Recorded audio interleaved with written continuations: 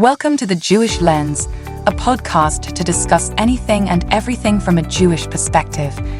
Now, please help me welcome the man who controls the media, your host, Jonathan Rosen.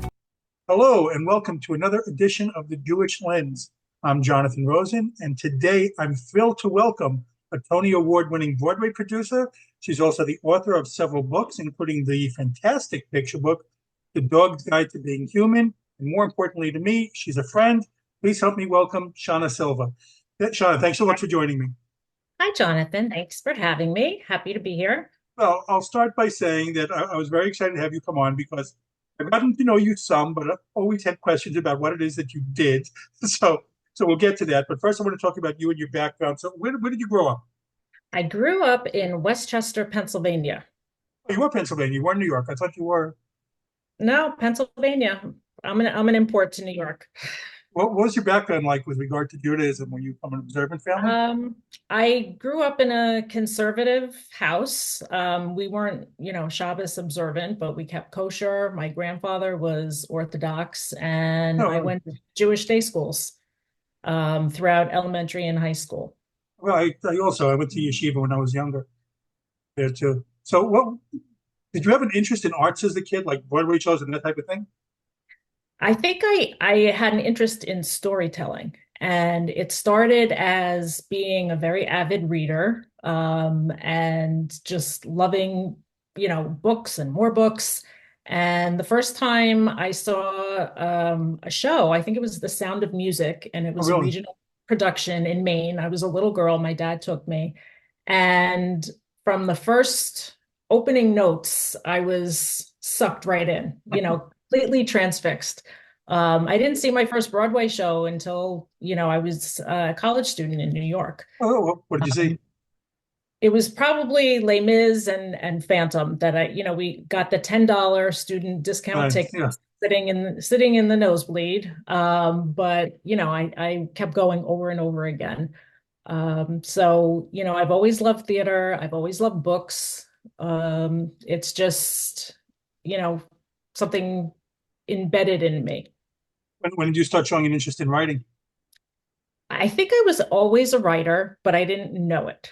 And what I mean by that is, I always had a talent for writing. Mm-hmm. And I had various jobs where writing was always a component of what I did, whether it was newsletters or marketing materials or legal documents or whatever it was. But it didn't occur to me to start writing for myself until I was in my 40s. Really? And, I just rediscovered my love of children's books. You didn't do it at all as a kid? You didn't show interest in that? I did. I was always a good writer. I remember, as a kid, being recognized for something that I had written by a teacher and being sent to a seminar, so I always felt that I had a strong, writing ability, but it didn't occur to me, to do that. I think I needed to do other things to learn what I didn't want to do before I could identify what I did want to do. You remember what the first thing you wrote was? I don't. I remember for me, it was like the changing the ending to a movie that I didn't like. That was like I rewrote the movie for that. So when I was reading about you, so you just mentioned it too. So you did have a lot of different jobs before you were doing this, I guess. So what were some of the things that you did do? When I came out of college, I was a corporate paralegal for a little while. Oh, wow. I started working on a social work degree and stopped doing that after a semester. I worked marketing, a lot of different marketing jobs. I worked in finance, also doing, writing newsletters and that kind of thing. And they were jobs and I liked it and I was good at it, but it wasn't a passion. I didn't find that later. Fulfilling and rewarding? It was rewarding and, doing good work, but it wasn't, fulfilling like an emotional component that I love what I'm doing and this is what I was meant to do, kind of a thing. Well, so now you're a Broadway producer. So can you explain what exactly a Broadway producer does and how you got into doing that? Sure. My husband and I have founded a group, Silva Theatrical Group, and we co-produce different shows, Broadway and off-Broadway. And basically, the producers are the ones who are sort of behind the scenes making everything happen, from raising money to casting to getting a theater to, and the lead producer does most of that. We're co-producers, but it's really the people that make it happen. And to do that, you have to sort of look at the art and look at the commerce and ask, why is a particular show relevant right now? What's the reason that this should be seen right now? And that's really how we pick the shows that we get involved in. Well, what made you go into it? I mean, just like one day, hey, I want to be, like sounds like the song, and I want to be a producer. It was kind of like that. I mean, we, always loved theater. And it actually started with our dermatologist who, huge Broadway fan, every song that played was Broadway, every piece of art in his office was Broadway related. And we just got into a conversation and he said, "Oh, I know somebody who produces. I could, introduce you if you want." And so that was, our introduction. And that was how we ended up doing our first show, Leap of Faith. And we just continued from there. It's been, a long learning process. We've had some hits, we've had a lot of misses. But that's how it started. Well, what are the steps involved from hearing it to getting a show on Broadway? Well, it starts obviously with a script, an idea. We are working right now Silverman, which is the story, her childhood story. And we've been working on it already for a couple years. It had an off-Broadway run. It's going to be going to DC. There's a lot of times there's an out-of-town trial to kind of see how the audience reacts, what works, what doesn't work, what has to be tightened up. And then, luckily, it will probably go to Broadway. But you gauge by the reaction of the audience. You're like, oh, this needs changing here. That means changing there. Well, you see if the laughs hit. Are they laughing when they're supposed to laugh? Do the poignant moments, really cause a reaction? How do you feel when you're sitting through it? You can gauge a lot by the people sitting around you and how they're reacting. And sometimes, it's not what you would expect. You'll make changes based on that. So what's the process like? Is it like in writing? Do you get pitched ideas for shows? You get queried like in writing? Does a playwright say, "Hey, I've got a great idea. Would you be interested in this?" or something like that? We get pitched ideas for scripts that are already written all the time. Right. And we have, a lead producer that we generally work with, and we choose what we think is going to be, a successful show. You can't always, tell, but and it has to be something that we like, that resonates with us in some way. And you have to look at also what is the capitalization of the show, and how many cast members does it have? How many orchestra members? How long would it take to recoup its funding? So there's the business side of it, and then there's the art side of it. I definitely prefer the art side of it. And so it's you look at it all. If you don't think if it's too expensive, too pricey, would cost too much, it's not worth getting involved in something like that. Well, we've made that mistake. And I think that, every show we do, we learn a little bit more. And, it's very expensive, especially after COVID, it's very expensive to do anything on Broadway and to fill the house and you have to watch what the expenses are going to be. Well, I was also, what was the first show you said? What was the first show you did? The first show we did was Leap of Faith, which was based on the movie with Steve Martin and Deborah. And it was starring Raul Esparza and fantastic cast, including Leslie Odom Jr., who nobody knew who he was Right. then. Um, and we loved the show, but it was kind of rushed to Broadway. It did not do well. It did get a Tony nomination, but it ended up closing in a relatively short period of time, which was, that's devastating. That's like a major loss when that happens, but it happens. So if the first show, how did you feel to persevere? The first show was kind of, you did discouraging. Like, what made you say, "Hey, I still want to give this a shot"? Because I love theater, Hmm. and a lot of shows on Broadway, do not make it. You have to kind of know that going in. But if there's a project that you believe in, um, you kind of take the chance. It's got to be so nerve-wracking, though. I mean, just like each time. It is nerve-wracking. The day that the Tony nominations come out, you kind of you are clenching your gut, waiting, to see what's going to happen. And then, at the Tony Awards and the Drama Desk Awards, you're hoping for good things. It could be you have to go in with realistic expectations. How closely do you get involved with each show? It depends on the stage that we get involved in. We like to get involved at the very beginning when it's just, the beginnings of a script. And because at that point, I feel like I can have some influence over the art part. So I can read it as a writer Hmm.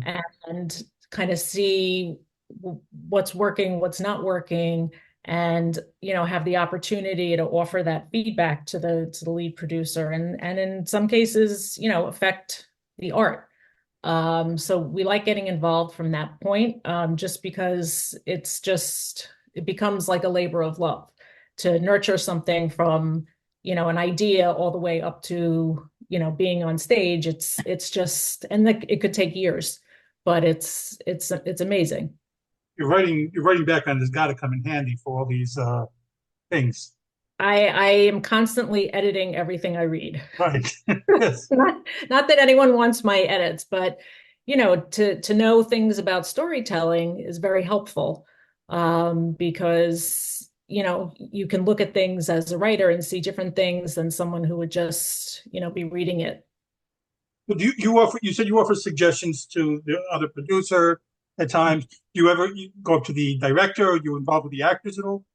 That is not protocol. Okay, I was wondering. Yeah. The co-producers, I mean, obviously we know the actors, but we do not give our feedback to Okay. the director. We would give it to someone who would, do that, because otherwise, it's too many cooks in the kitchen.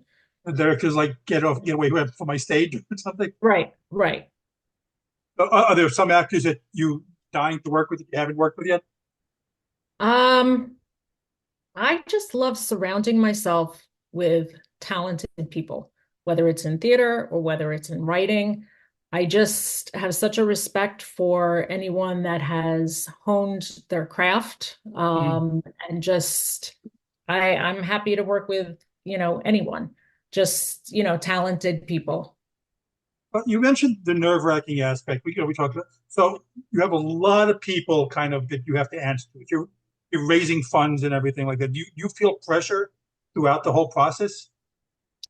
Yeah, I mean, it's a risk. You're making a calculated risk. Hmm. So, you have a vested stake in things working out, but also knowing that this is, an industry where a lot of things don't work out. Right. And it could be the timing, it could be a million different things.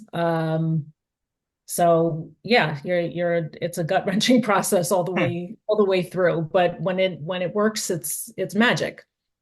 So a few years ago, you win the Tony Award for Best Revival of a Musical for Once on This Island. So I was looking, you were up against Carousel and My Fair Lady, Mhm. taking nothing away from Once on This Island, but the other two are like musical theater staples. So Christine Baranski was, I love, by the way, announces Once on This Island. Were you in total shock, or did you hear some buzz ahead of time that you had a decent chance? We were hoping that the Tony voters would sort of split the vote between the other two shows, and sort of cancel each other out. So we had like a glimmer of hope, but realistically, we weren't really expecting to win. So we're sitting there, in Radio City Music Hall, and Christine Baranski gets up and she announces it, and it's like a gasp because no one expected that. And all of a sudden it's like, oh my God, we just won. And it was just incredible. And it happened to be extra incredible for me because I'm a huge Bruce Springsteen fan. And he was getting a special Tony Award that night for his Broadway show. Oh, I love Bruce also. Yes. Love Bruce. So we go on stage, the speeches, the awards, and we go backstage, and right on after us is Bruce. Wow. So everyone is paying attention to, they're taking pictures, and I'm standing in the wings, this close to Bruce, watching him play. Like, I can't even believe that I'm standing there. And that was like, what could get better than this? They have to So, call you back. Shanna, we're taking pictures over here. it's like I know I have to be over there, but he's over here, and nobody's telling me to move, so I'm not moving until I have to. Did you get to interact with him at all or no? What's that? Did you get to interact with him at all? I kind of blew my chance to talk to him because he was walking with his wife Patty, and they walked right by us, but he was also with his kids, and I don't like to bother people when they're with their families. Oh. That was the moment that I could have, said hello and whatever, but realistically, I would probably start crying if I spoke to him. So I did not get to meet him. I've seen Bruce several times also. I still think like one of the best concerts that I've ever seen. It's just, he puts on amazing shows. So what's that feeling like when you actually win and have that Tony Award in your hand? Did your mind go like numb a little bit? Yeah, it's like surreal. You actually don't get the actual Tony Award that night. But it's just like you just can't believe that it happened. And it's just, what are the chances? And it's just amazing. And it's, just a high. It's just an incredible, incredible feeling. Well, so all right, so you mentioned it kind of before. So you wait for the Tony Awards, wait for the Drama Desk Awards. So once that comes out, you win. Does that usually like give that increased attendance, that big boost right after? Generally, yes, but not always. Mhm. So, there are shows that stay open just to see if they're going to get, a Right. Tony nomination or get the boost. And, after the Tony Awards are over, that's when you start to see, more closures. Last year, I think it was last year, Kimberly Akimbo won, which was a fantastic show. And it didn't really help them as far as their numbers. And Once on This Island didn't make it long after, winning the Tony either. So, that's just kind of the way it goes. And how important are the reviews? Because like I've read this, like in movies, a reviewer doesn't necessarily mean anything. If people are still going to go see it, always that doesn't it can't kill it. But I've read in Broadway, it can make or break. So is that really is the case? It definitely has an impact. The night that a show opens, you're waiting until like 10 o'clock, 11 o'clock, because that's when all of the reviews drop. And the first thing you do is, look at the New York Times. Mhm. And truthfully, that's why Leap of Faith didn't do well, because Ben Brantley killed it. You're looking for pullable quotes, even if it's not the best review, so that you can put it out there. But people see things that are appealing to them. If you have great reviews, then that's all the better. I think of that movie Author when they were rushing out at the end for waiting for the reviews. So you mentioned are there any Broadway critics that we want to put a plague on or rhymes with names? You want something from the New York Times that's positive. the Post, the different industry Mhm. reviewers, and just all the big papers. People who are, theatrical people and Right. are looking for that. And others aren't necessarily, they'll look and see, oh, what's this show about? Oh, I want to see that, or I don't want to see that. And they don't care what the reviews were like. Do you have any shows that you were like passed on that went on to someone else that you that did well or wish you became involved with? Yes. We had the opportunity to get involved in Hadestown, which ended up winning the Tony Award. And fantastic show. And it just like it didn't happen. And we kind of missed out on that and regretted that. But that's how it goes, All right. Well, so I want to run down a couple of the shows that you were involved with, and if you could just tell me something like maybe anecdote, behind the scenes story, or what comes to mind when you think of it. So let's start with Once on this Island. Once on this island, it was set in a theater in the round. And it was a revival of a story about a young girl who falls in love with a man that she can't have, and it's all about gods, the god of water, the god of air, and all that. So we tried to bring those elements into the theater, so the people who were sitting in the front rows, their feet were in the sand, which was That's really cool. kind That's of very cool. cool. And we had a little pool, and it was just Alex Newell was in it, and they have a phenomenal show-stopping voice, no matter what they sing. And it was just, goosebump every Mm. time that I heard it. I was just in awe. Again, just loving to be around Right. talent. And our star was Haley Kilgore, who was 18, 19 years old. It was Um, her first show, and here comes this powerhouse out of nowhere. So that's really a cool part of it, is watching people make their Broadway debut and just seeing them fulfill their dreams. are Very you cool. are you very involved in the casting?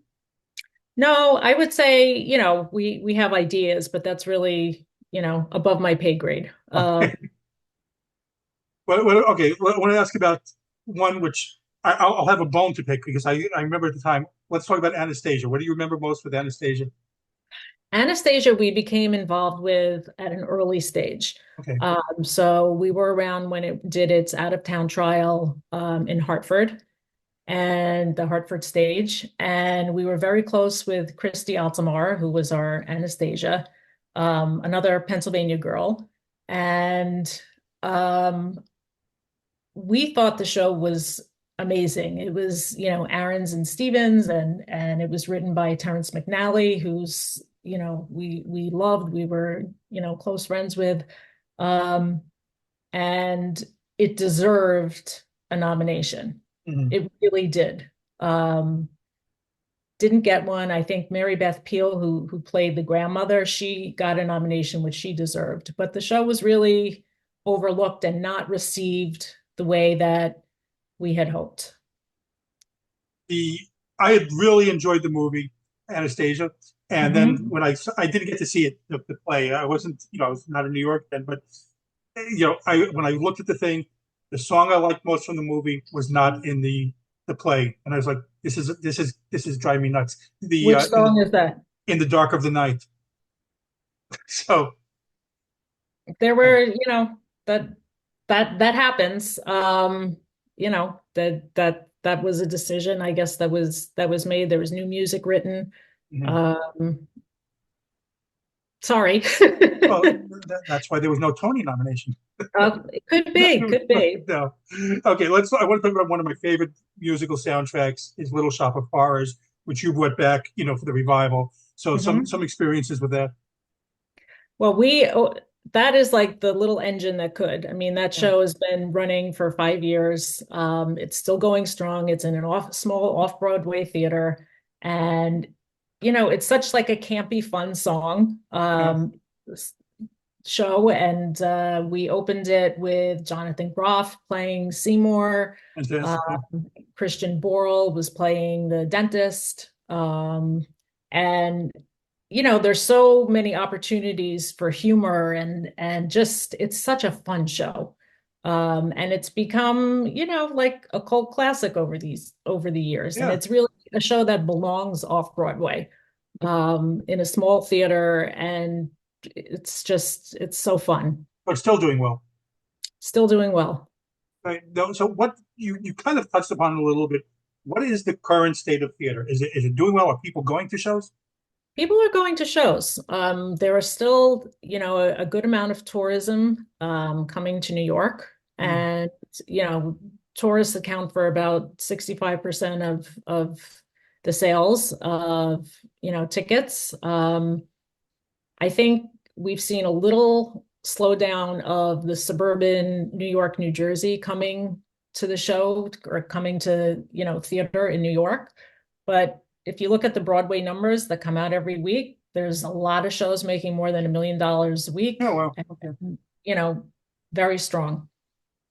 Here's something. All right. So I'm curious about one thing, and this is coming from a Jewish perspective. So, like, and we could skip over this if you want, but you and I have spoken. I've spoken with many other Jewish authors, many of them on the show. So we all feel a certain way how Jews are presently, treated in publishing. So in my mind, because many of those creative fields, I guess, are the same, and I'm actually thinking that in theater it's probably worse. What's the current state for Jews in theater? Is there an overt anti-Semitism? Has there been any directed toward you at all?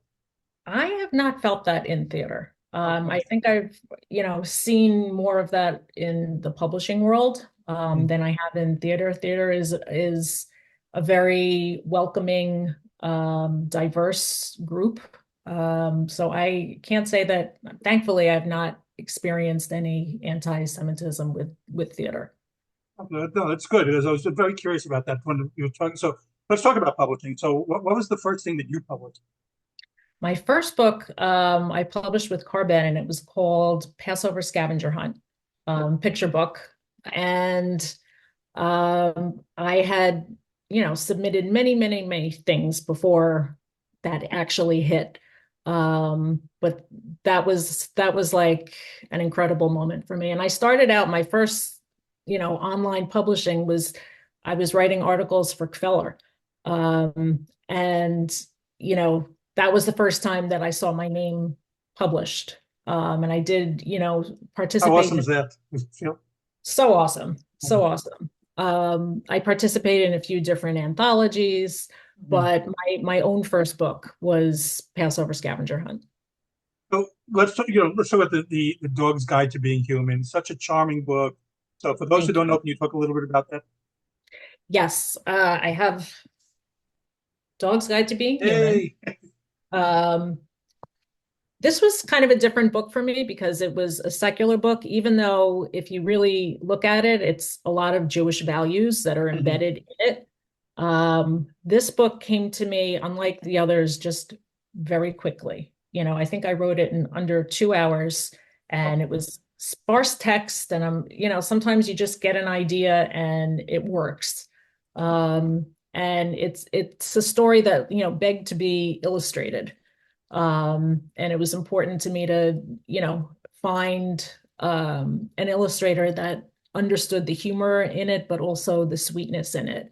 And it's basically about a dog named Smudge, whose grown-up parents are bringing home a baby, and the dog decides that he's going to teach her all of the important things about being human from his point of view. And I love dogs. Dogs are, better than people. Um, Well, that's true. and so, to be able to write about a dog and the relationship with a child as she grows up, that was, that felt good to me. I read it a while ago. I revisited it this week before you coming on. Really is such a charming book, really sweet book. And all right, so you mentioned like you did, Jewish themed books. You did Hannah's Hanukkah Hiccups and the That's Passover great. Scavenger Hunt, so which are also adorable. So is writing Jewish themed books like something that's important to you? It's important to me, because, you know, my Judaism is very integral to who I am. And I don't remember having a ton of, Jewish picture books growing up. And I think it's just so awesome that there's so many out there now, from different experiences. And I love to, take a story and make it Jewish somehow. Um, it's important to me. And I'm still writing a lot of, Jewish stories. Well, leads me to my next thing, next question. So when you and I first started talking, it was over what was going on in Jewish authors in publishing, and that was even before the stuff on after October 7th. So, Yeah.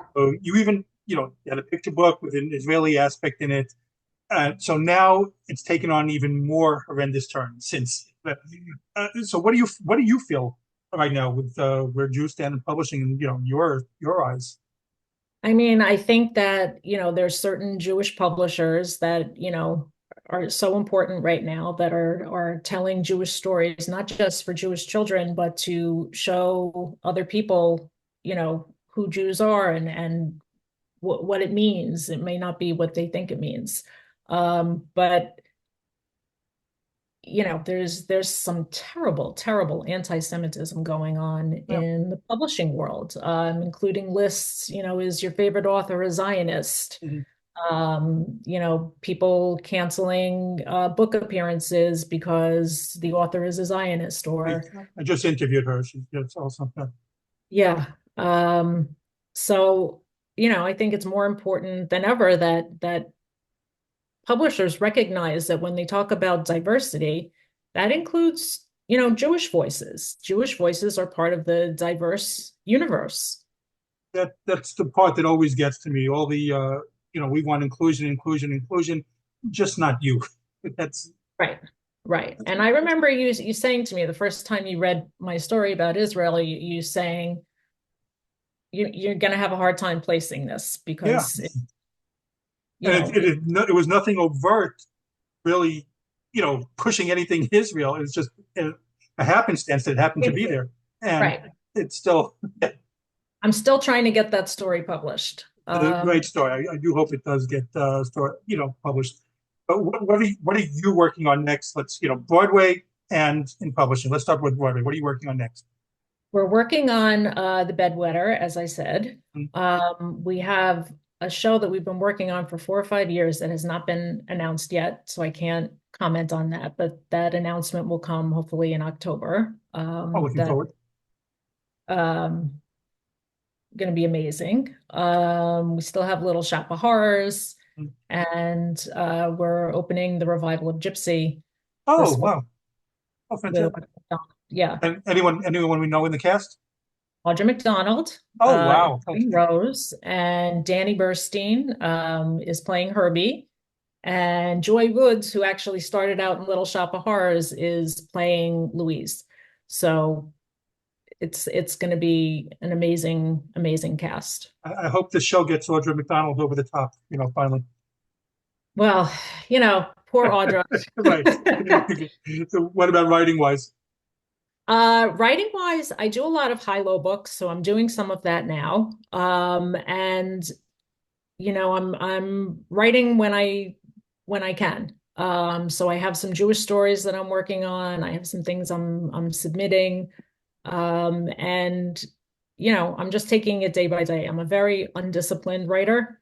Well, So I'm not someone you have a that lot going sits. on too. So Yeah, but I write in short little spurts, and then I get up and I do a lot of writing in my head, and I'm percolating and thinking about things, and then I'll go back to it.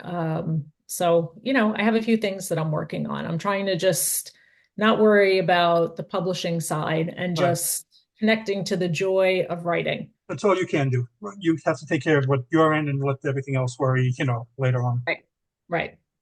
So, how can people follow you on social media? I got off Twitter because I found it a little hostile, but Yeah. I am on Facebook and Instagram. And I have my website, shannasilva.com. I'm always happy to, hear from people and What's converse. your handle on Instagram so people It's at Shanna Silva, Okay. SHANNA SILVA. Well, Sean, I want to again thank you. Thank you for taking the time to speak with me. And Oh, my pleasure. it's fun. You're like one of my favorite people to talk to. So that's great. No, thank you very much. Oh, it's been a treat for me. Thanks, Jonathan. Well, again, this has been the Jewish Lens, and I'm Jonathan Rosen. And again, very special thanks to Shanna Silva. And please like, comment, and subscribe. Thanks for tuning in to the Jewish Lens, where all items used was strictly kosher.